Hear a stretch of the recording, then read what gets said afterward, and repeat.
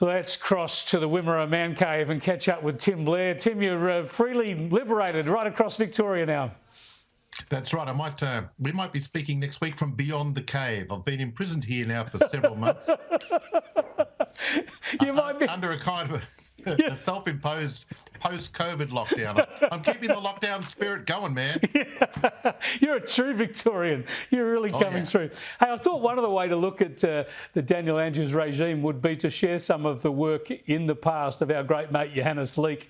Put up a couple of cartoons. I'll let you riff off them. This was a beauty, right? New cases 14, and Daniel Andrews saying that wasn't so hard now, was it?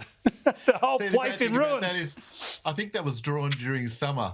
That's that summer in Victoria under Dan. And, look at that. That's more of a photograph than an artwork. I mean, Johannes has really taken the easy way out with that, isn't he? I mean, that's photorealism. That's Port Melbourne as we speak, you reckon?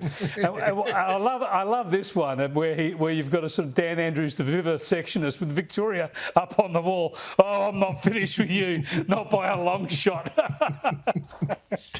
That is drawing from so many brilliant artistic traditions, all wrapped up, and it's almost wasted on Dan, that level of creativity, isn't it? That's remarkable. Yeah. I mean, I hope he's got these all prepared and framed, ready to send to him. Yeah, it would be great. Dan will be able to put them around the beach house.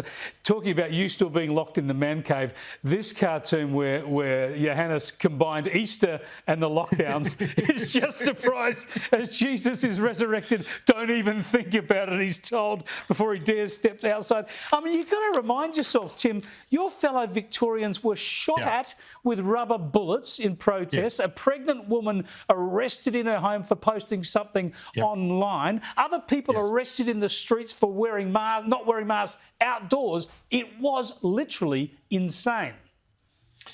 For many, many years, Chris, you've heard of people saying, and we might even talk about this a bit later, but we've heard people calling Australia a nation of pariahs, a terrible, disgraceful nation. Everyone thinks we're shameful because of our climate policies or our immigration policies. No, it's what we're seeing now that finally got the attention of the rest of the world. We deserve to feel great shame because that happened on our watch. And I know that we can blame Dan as much as we want, and certainly we should.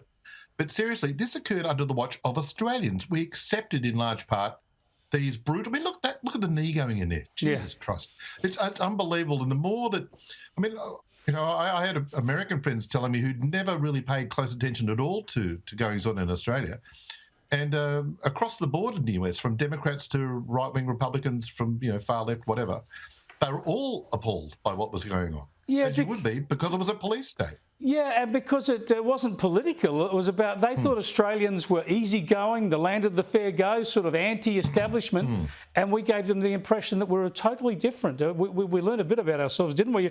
I want to go to this point that you mentioned because you've written about that this week, how Australia used to be portrayed by the left as a pariah because the great Prime Minister John Howard said this. We will decide who comes to this country and the circumstances in which they come. He was right. His policies were right. Liberals had to bring him in again under Tony Abbott. Now Labor accepts strong borders are important. But 22 years on from that utterance from John Howard, have a listen to what they're saying in the EU. We will decide who comes to the European Union and under what circumstances, and not the smugglers and traffickers. So brilliant, Tim, for you to point that out. That is an absolute echo down the ages from the woke as they get European Union.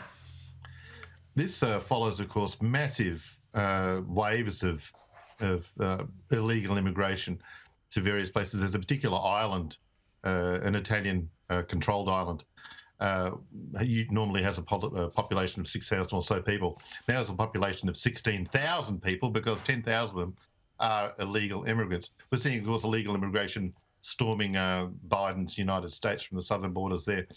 Appalling illegality and criminality along those border runs as well. And everyone is gradually waking up, not just the European Union, but just about everyone's waking up to the wisdom and the foresight of John Howard's prescription way back when. Yeah, well, effectively, it's the definition of a sovereign state, right? You have to control your borders. If you don't control your borders, you're not a sovereign nation. Oh, absolutely. And you don't control your house unless you have a gate and a door. Exactly. You know, Most of us do. it's just a bigger version of the same thing. You know, it's fairly simple when you work. Which it is out why I like got that. a shock when I saw someone climbing over my roller door to get into the backyard the other day. But that's a whole other story. Thanks. Sorry about that, mate. I've had a few drinks. All right, come on. No, you wouldn't. You're not allowed out of Victoria yet. You're not even allowed out of your man cave. Thanks for joining us, Tim.